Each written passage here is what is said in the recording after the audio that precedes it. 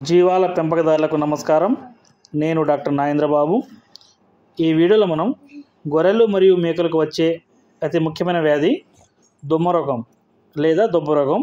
దీనినే హెమోరేజిక్ సెప్టిసెమియా అని కూడా అంటారు. ఇది చాలా ముఖ్యమైన వ్యాధి.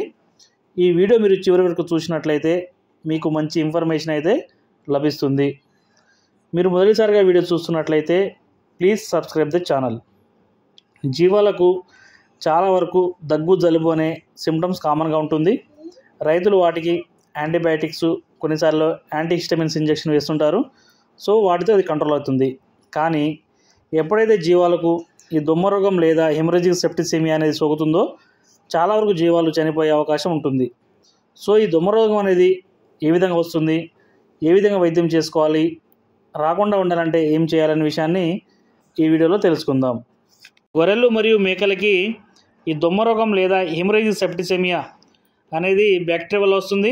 ఇది బ్యాక్టీరియల్ డిసీజ్ అయినప్పటికీ పరక్యూట్ కేసుల్లో జీవాలు సడన్గా చనిపోయే అవకాశం కూడా ఉంటుంది. ముఖ్యంగా ప్యాచురెల్లా మల్టోసిడా మరియు ప్యాచురెల్లా హెమోలైటికా అనే బ్యాక్టీరియా వల్ల ఇది వస్తుంది. ఎప్పుడైతే జీవాల శరీరంలోకి ఇవి తమ సంఖ్యను పెంచుకుంటాయో రక్తంలోకి ఎండోటాక్సిన్ రిలీజ్ చేస్తాయి. ఈ ఎండోటాక్సిన్స్ రక్తం ద్వారా ముఖ్యంగా ఊపిరితిత్తులకు చేరి ఊపిరితిత్తుల నీరు అలాగే ఊపిరితిత్తుల్లో ఇన్ఫెక్షన్ కాజేస్తుంది. దీనివల్ల దగ్గు మరియు జలుబు అలాగే జ్వరం వంటి లక్షణాలు చూడవచ్చు. కొన్నిసార్లు గొర్రెలు పలుచగా పారడం వంటి లక్షణాలు కూడా కనిపిస్తాయి. ఈ వ్యాధి ఎక్కువగా కొత్తగా కొనుగోలు చేసి మందులో కలిపిన జీవాలకు ఎక్కువగా సోకుతుంది. దీనికి ముఖ్యమైన కారణం రవాణా చేసే సమయంలో జీవాలు ఒత్తిడికి లోనవడం. ఎప్పుడైతే జీవాలు ఒత్తిడికి లోనై ఉంటాయో వాటి యొక్క వ్యాధి నిరోధక శక్తి తగ్గి ఈ బ్యాక్టీరియా తమ సంఖ్యను పెంచుకొని జీవాలకు ఈ వ్యాధి వచ్చే విధంగా చేస్తుంది.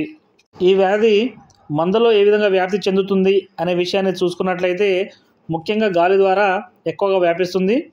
అలాగే వ్యాధి సోకిన జీవం యొక్క ముక్కు నుంచి వచ్చే స్రావాల నుంచి ఇది వేరే జీవాలకు సోకుతుంది. అలాగే వ్యాధి సోకిన జీవాన్ని మంద నుంచి వేరు చేయకుండా ఉన్నట్లయితే దానికి అందించే మేత మరియు నీరు ద్వారా వేరే జీవాలకు ఎక్కువగా సోకే అవకాశాలు ఉంటాయి. దొమ్మ రోగం అనేది జీవాల పెంపకం చేస్తున్న రైతుల యొక్క మందలోకి వర్షాలు అధికంగా పడినప్పుడు మరియు అధికంగా చలి ఉన్నప్పుడు ప్రబలుతాయి. కానీ వేసవి కాలంలో జీవాల కొనుగోలు చేస్తున్న రైతులు వాటిని రవాణా చేసినందున అవి ఒత్తిడికి లోనై రోగ నిరోధక శక్తి తగ్గి ఈ వ్యాధి వేసవి కాలంలోనూ జీవాలకు సోకుతుంది. మరియు ఇతర కారణాలు చూసుకున్నట్లయితే గొర్రెలు మరియు మేకల షెడ్లలో మలమూత్రాలు కలుషితమైనప్పుడు అమ్మోనియా ఎక్కువగా ఉత్పత్తి అవుతుంది.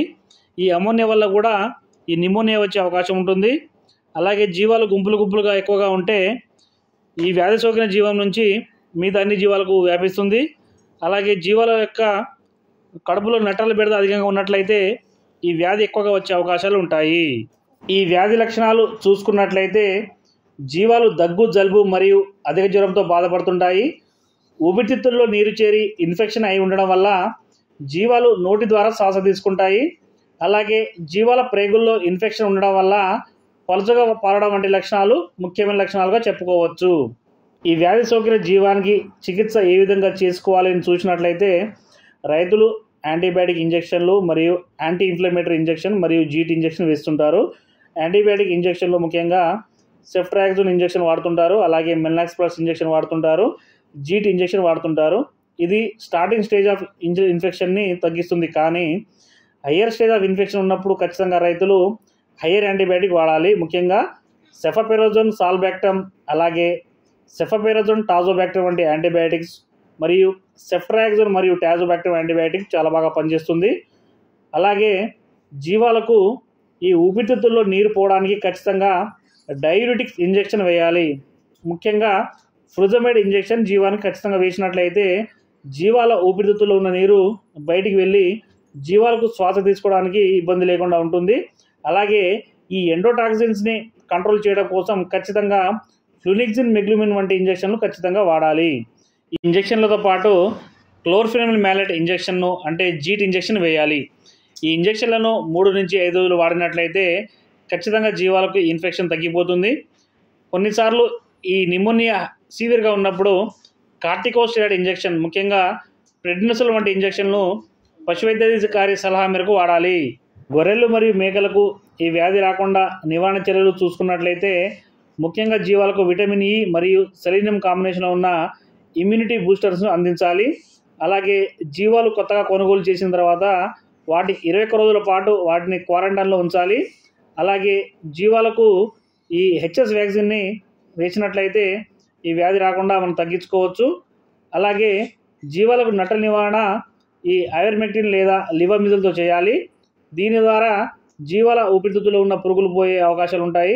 అలా కొట్టాలలో అపరిశుభ్రమైన వాతావరణం లేకుండా కొట్టాలు ఎప్పుడు శుభ్రంగా ఉండేటట్టు చూసుకోవాలి.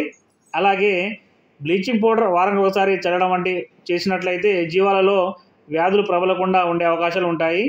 ఈ వ్యాధి చాలా ప్రాణాంతకమైన వ్యాధి. సో ఎక్కువ మొత్తంలో జీవాలు చనిపోయే అవకాశం ఉంటాయి కాబట్టి రైతులు ప్రాపర్గా వ్యాక్సినేషన్ చేయాలి. అలాగే వ్యాధి సోకిన జీవానికి వైద్యుల సలహా మేరకు చేసినట్లయితే జీవాలను కాపాడుకోవచ్చు.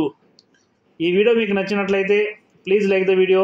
అలాగే జీవాల పెంపకదారులకు ఈ వీడియో షేర్ చేయాల్సిందిగా కోరుతున్నాను.